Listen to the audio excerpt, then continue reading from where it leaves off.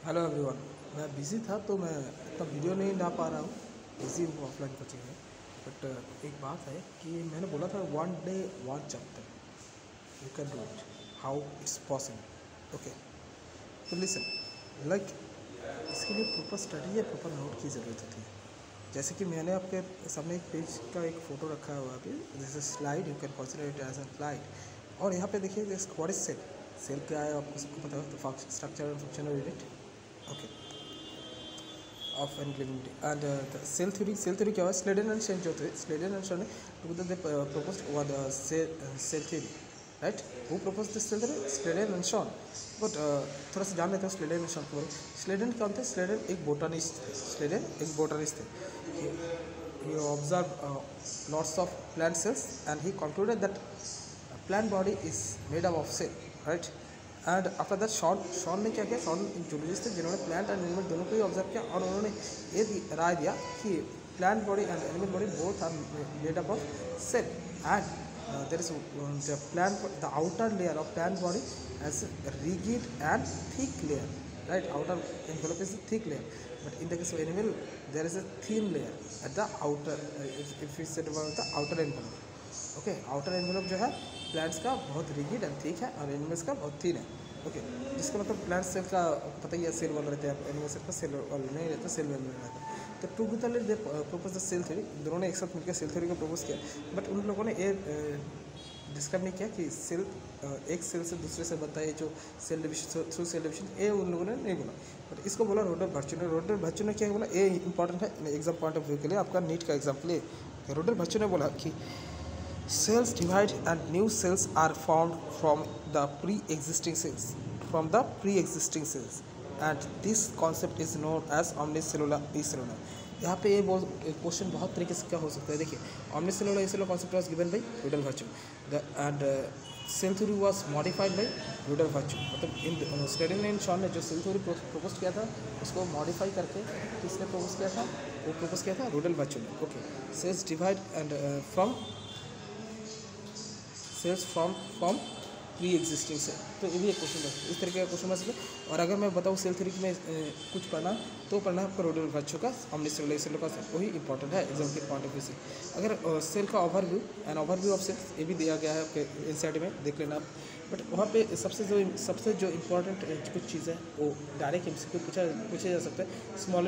Smallest cell it's mycoplasma, largest cell is ostrich egg, longest cell is nerve cell and bacteria का जो size होती है 3 to 5 micrometre. RBC is important. Now you can ask why RBC is important. RBC, mature RBC has no cell organelle और nucleus. That's mean mature RBC के अंदर कोई cell organelle और nucleus कुछ भी नहीं रहता। ओके, सो ये क्या, और mature RBC is a eukaryotic cells, तो यूकैरियोटिक सेल में सेल ऑर्गेनेल नहीं है, न्यूक्लियस नहीं है, समझ सकते हो? तो एक एक्सेप्शन है, तो एक्सेप्शन इंपॉर्टेंट है अपने एग्जाम के लिए। So this are the some points which are really important for your exam point of view. Okay, cell membrane की बात करें तो सेल मेम्ब्रेन हर एक सेल में रहती है, राइट? इस यूनिवर्सली प्रेजेंट, मतलब आप कोई भी सेल ले लो, आइदर प्लांट सेल ले लो या एनिमल सेल ले लो, कुछ भी सेल ले लो, वहाँ पे सेल मेम्ब्रेन तो प्रेजेंट रहेगा ही रहेगा, राइट? एक एनवेलप होती है और कुछ कौन से पॉइंट पे ज़्यादा फोकस करके आपको पढ़ना है वो देख लेते हैं थोड़ा सा। सेल मेम्ब्रेन का जो केमिकल कंपोजिशन होती है वो देख लो। एवरेज कंपोजिशन लिपिड्स होती है 40%, 40% लिपिड होती है, प्रोटीन्स होती है 58 to 59%, कार्बोहाइड्रेट होती है 1 to 2%। और जो सबसे एक्सेप्टेड एक्चुअली सेल मेम्ब्रेन का जो सेल मेम्ब्रेन का अल्ट्रा थिन स्ट्रक्चर, तो इसको बहुत सारे लोगों ने साइंटिस्टों ने अपने राय रखा था कि इस तरीके का स्ट्रक्चर है, इस तरीके का, और इसको रिप्रेजेंट करने के लिए उन लोगों ने बहुत सारे मॉडल को सामने लाया था। But the well accepted model इस सिंगर निकलसन के द्वारा दिया गया फ्लूइड मोज़ाइक मॉडल, जो बहुत ही इंपॉर्टेंट है आपका एग्जाम पॉइंट ऑफ व्यू के लिए। ओके, तो fluid mosaic model Singer Nicolson याद रखना, 1972, याद भी रख सकते हो नहीं भी रख सकते, कोई दिक्कत नहीं। ओके, तो लिपिड्स, जैसे कि मैंने बोला लिपिड से बनी होती है। ओके, तो लिपिड्स है, अब देख सकते हो फॉस्फोलिपिड है।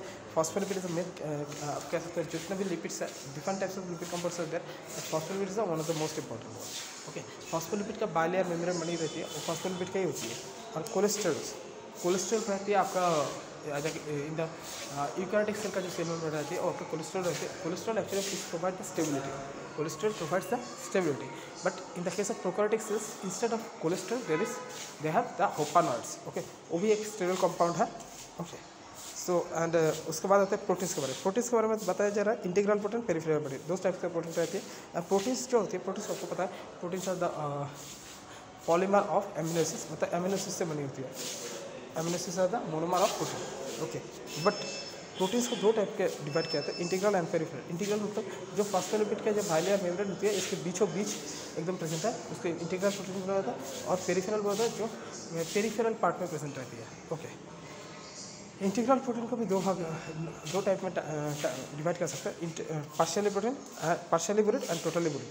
ओके, और proteins are arginine and lysine rich protein. दरअसल अर्जिनिन एंड लाइसिन ये दो एमिनो एसिड्स है, और ये दो एमिनो एसिड्स प्लाज्मा मेम्ब्रेन का जो प्रोटीन रहती है उसमें ज़्यादा मिलता है. Okay, glycolipids and glycoproteins. Glycolipids and glycoproteins जैसे कि मैंने बोला था 1 to 2% आपका कार्बोहाइड्रेट रहती है. वो कार्बोहाइड्रेट कौन सी फॉर्म में रहती है? एक फॉर्म में रहती है ग्लाइकोलिपिड्स एंड ग्लाइकोप्रोटीन्स. इसका परसेंटेज कम है, पर इसका बहुत इंपॉर्टेंट सा फंक्शन है. ये cell to cell recognition mechanisms में हेल्प करते हैं. Actually glycolipids and glycoproteins present रहती है सरफेस में. ओके, तो सरफेस में प्रेजेंट रहती है. लाइक थिंग द स्पर्म जब एक मूव कर रही है to fuse with the egg, how can that और रिकॉग्नाइज कैसे करेगा कि स्पर्म रिकॉग्नाइज कैसे करेगा कि ये एग है, इसके साथ मुझे फ्यूज़ करना है. स्पर्म में एक मैकेनिज्म होगा, इस मैकेनिज्म कि वो रिकॉग्नाइज करता है कि ये सेल है, इस सेल के साथ मेरा मुझे बाइंड करके फ्यूज़ होना है और मुझे ज़ाइगोट फॉर्मेशन करना है. तो वो जो रिकॉग्निशन का जो एक मेथोडोलॉजी होता है, इसको बुलाया जाता है cell to cell recognition mechanism, और इसमें हेल्प करती है आपका glycolipids, glycoproteins. Okay, so almost all the portions I covered about the cell membrane, but I want to share sorry yaar. Okay, like cell membrane किस तरह की होती है? इस तरह की फॉस्फोलिपिड होती है. ओके, ऐसे होती है. ये प्रोटीन है,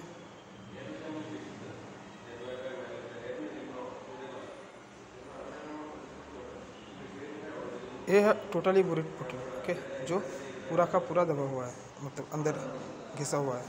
ओके, अभी इसको डिलीट कर देता हूँ, पेरिफेरल प्रोटीन को दिखाता हूँ. और ये है फॉस्फोलिपिड.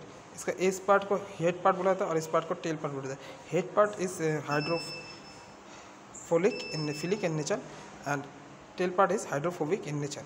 मुझे बताना नेक्स्ट वीडियो के सेक्शन कमेंट सेक्शन में क्या होता है हाइड्रोफिलिक और क्या होता है हाइड्रोफोबिक. ओके,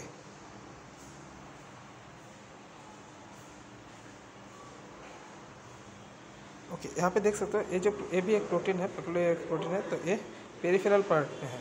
और ये जो प्रोटीन है इसको देख सकते हो, ये पार्शियली बुरिड प्रोटीन है. क्यों पार्शियली बुरिड प्रोटीन बोला जा रहा है इसको? ये पार्शियली बुरिड है, देख सकते हो थोड़ा सा. तो फॉस्फोलिपिड का बाइलेयर मेम्ब्रेन होती है, बाइलेयर मेम्ब्रेन होती है फॉस्फोलिपिड का, इधर पे एक लेयर और इधर पे एक लेयर. बट ये थोड़ा सा लिपिड के अंदर है, फॉस्फोलिपिड ये जो लेयर है इस लेयर के अंदर है और थोड़ा सा बाहर पे है, तो इसको पार्शियली बुरिड बोला जाता है. एक बात पूछा जा सकता है कि अगर आपको मुझे प्रोटीन को रिमूव करने के लिए टेम्परेचर के यूज़ कर सकते हो. अगर इन लैब अगर आपको कोई प्रोटीन मॉलिक्यूल को रिमूव करना है किसी फॉस्फोलिपिड से, अभी सॉरी कोई प्लाज्मा मेम्ब्रेन से, तो आपको टेम्परेचर का यूज़ करना होगा. अगर टेम्परेचर, और आप ये भी कह सकते हो कि एनर्जी का यूज़ करना होगा. अगर एनर्जी का यूज़ किया, अगर टेम्परेचर का यूज़ किया, तो एनर्जी का जब यूज़ करेंगे तब क्या होगा?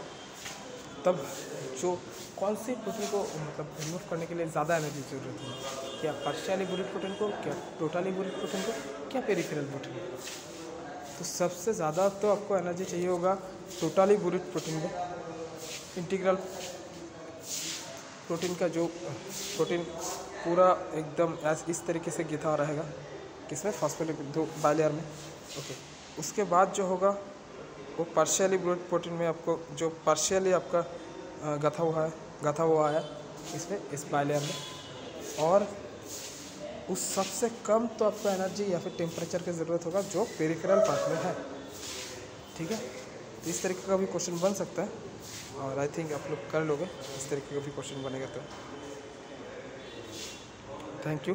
नेक्स्ट वीडियो तुरंत ही मैं लाता हूँ, और आप लोग अगर सपोर्ट करोगे तो मैंने एक वीडियो बहुत ही जल्द लाऊंगा.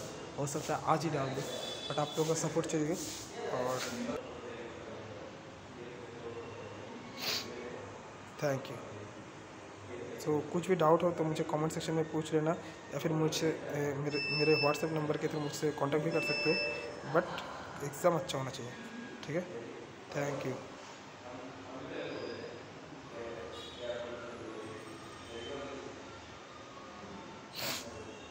Thank you.